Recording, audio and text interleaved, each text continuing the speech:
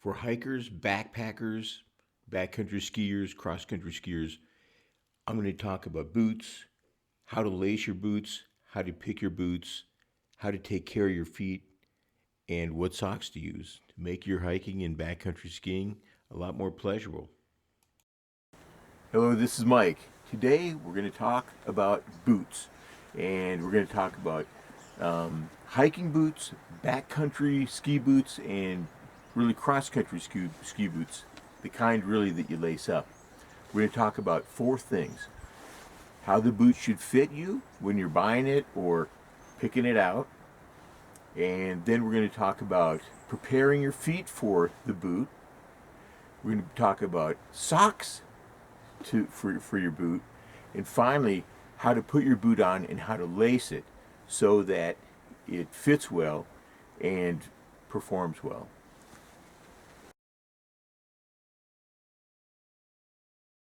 First thing we're going to talk about is how the boot should fit.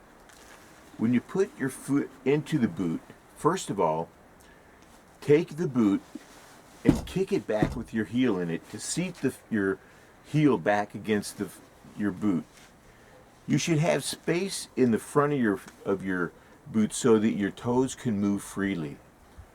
But you want to have some space between your toes and the front of your boot for a couple of reasons. Number one, it'll keep your feet warm in the wintertime, that dead air space. And number two is, remember that when you're doing outdoors things and backcountry things, you're not only walking on flat surfaces or walking up, but you're also walking down. And when you do that, if your feet slide forward and your toes are touching the front of your boot, oh, misery, misery. If you've never had blisters on the tips of your toes, you don't know misery. That's terrible. So you're going to want to have in the front, you want to have your toes able to move freely.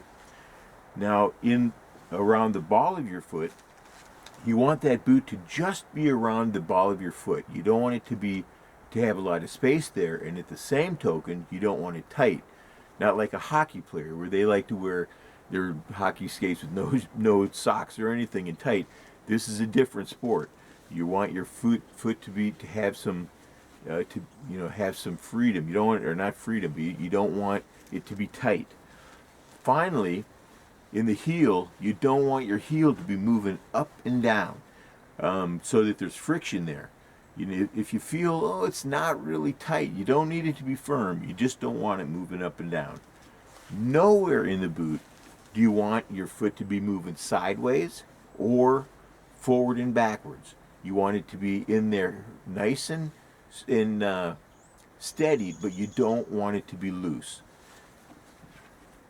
If you buy a boot or you inherit a boot and it's a little bit big, you can actually overcome that by putting pads inside your boot, like sole pads or heel pads. You can do that, and you can make a boot that's a little bit not right.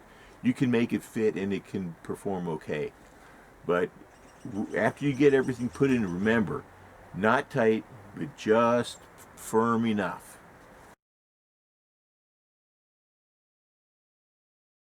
The next thing I want to talk to you about is taking care of your feet and making sure that your feet are prepared for going for hikes. So if you have feet problems, like you have calluses and cracked feet, take care of that. You can study up on how to do that, but get rid of your calluses and try to moisturize them. Cut your toenails so your toenails aren't cutting into your feet when you're walking. And finally, and this is the easy part, but it's important, there's this stuff called Leukotape. Have you ever heard of it? This is excellent. It's an excellent product. You can use other tapes. You can even use duct tape in a pinch. But this is the real deal. If you put it on, it'll stay on for at least a week, 2 weeks if you're going for a big hike. Put this on where you typically have hot spots. For me, I know it's always my heel. And for most people, it's their heel. Or it might be on the inside ball of your foot. Right in here. But wherever you know that you typically get hot spots, let's apply some Leukotape first. I'll show you how to do that. It's really easy. All right. So, on my feet, I know that I always get blisters back here. So it's pretty easy. I just take some Lycotape and I put it where I know I'm going to have a blister. Now watch. I go from that fold area here and I make sure that I don't have any wrinkles in the Leukotape. So I'm going here around, and make sure as you do this that you do this in a way that you don't have any wrinkles or bubbles. There we go. Now my Leukotape's on and I can use socks. Alright, let's talk about socks. For hiking and for skiing, backcountry skiing, any kind of skiing really, it's better to have 2 pairs of socks than 1 pair of socks.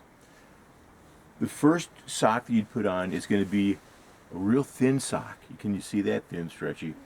And then the next one is going to be your thicker sock. And we'll talk about materials. Polyester is fine. Silk is excellent. Wool is superb. My favorite wool sock is by far alpaca wool. It's the best. You got to take care of it, make sure that it doesn't shrink on you when you're washing. But that's the best. There's one material for socks, absolutely no, in my opinion, is cotton. Cotton is a bad material for socks, in my opinion. So now let me show you how to put socks on so that it, feels good. Okay, now the first thing we do, of course, is to make sure that we don't have any dirt or, grass or anything else on our feet.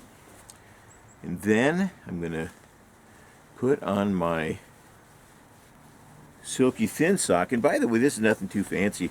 I got this sock at, I think at Dollar Tree. So make sure that there aren't any folds there. They're going to give me any heartache. So there we go. And then of course for the wool part, now when you fold this up like this, you'll note sometimes it's so tight you can't get your foot in. If that's the case, roll it up and stretch it. And then on she goes. And you can see that I use my socks a lot. Roll it up over, smooth it out so I don't have any wrinkles. Oh, there we go. Ready for the boot.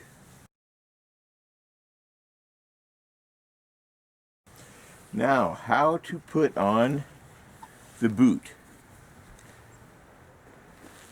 I'm going to put my boot on. See, I'm putting my boot on. Now, what I'm going to do is I'm going to kick to seat my heel back into the boot. And make sure that your tongue is in your boot, well, like that. I'm going to tighten it just so that it's firm and snug but not tight. Now watch this. 1, 2. That's different from the way that you might have been taught in school. Now you'll notice that I've put a wrap here across my ankle before I start doing the eye hooks. So I got that on there. Now 1, 2. If there's any part of your boot that you want tight, it's going to be around your ankle. That's where you get your support.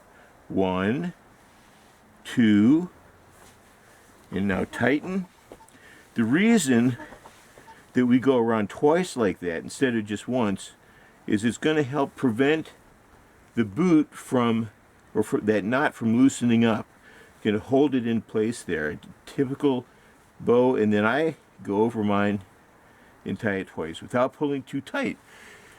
Because remember that your laces may become iced up. So you don't want to tie it and pull it so tight that you can't get those laces undone. And then that feels wonderful. A good, well-made boot should feel comfortable on your foot. In fact, I've had boots that are so wonderful that they feel better wearing a boot than to not have any boot at all. I hope you can find that kind of boot. But with this information, I hope that you can go out, have a wonderful time without getting any blisters, come home feeling great about your trip.